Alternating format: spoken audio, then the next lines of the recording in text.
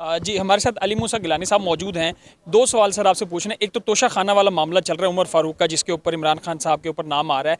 वो ये कह रहे हैं कि जब गिलानी साहब का दौर था, उन्होंने तरामीम में नरमी करके आसफ जरदारी साहब ने गाड़ियाँ लीं और ये सारा मामला, उसके ऊपर कोई एक्शन नहीं हो रहा। इस पर क्या कहेंगे? हम केस भुगत रहे हैं, जमानतों पर हैं, FIA की अदालत में जा रहे हैं, और जो वो चीज़ें ली गई थी वो तो अभी भी खड़ी हैं, आगे तो नहीं बेची, वापस ले लें, रीवैल्यूएट कर लें। वो तो कबाड़ खाने के अंदर से चीज़ें उठाकर असल हालत में बेचारों को रिस्टोर की थी। वो जो गाड़ियाँ थी वो 10-10 साल पहले, 20-20 साल पहले मिली हुई थी, खड़ी खड़ी गल गई थी।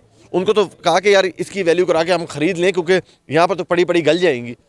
अभी भी वापस ले लें, कोई बेची तो नहीं है, आगे रीवैल्यूएट कर लें, पैसे कम लिए ज़्यादा ले लें, मनी ट्रेल लेनी है वो ले लें, ये हमें देना अपनी चीज़ें। ये तो नहीं हो सकता कि ये कहे कि जी फलाने ने ये कर दिया। हम तो केस भुगत रहे हैं, अभी तक भुगत रहे हैं। तो सर अभी PDM की हुकूमत है, तो इमरान खान साहब के खिलाफ एक्शन लेगी हुकूमत तोशा खाना वाले? तोशा खाना से ज़्यादा मामला भी हैं, सब पर एक्शन होना चाहिए, कोई कानून से बालातर नहीं हो सकता। थैंक यू सर आखिरी बता दें कि आसफ जरदारी साहब इस्लामाबाद में मौजूद हैं, कोई मुशावरत हो रही है अहम तैनाती के ऊपर? मुझे इस बात का नहीं पता।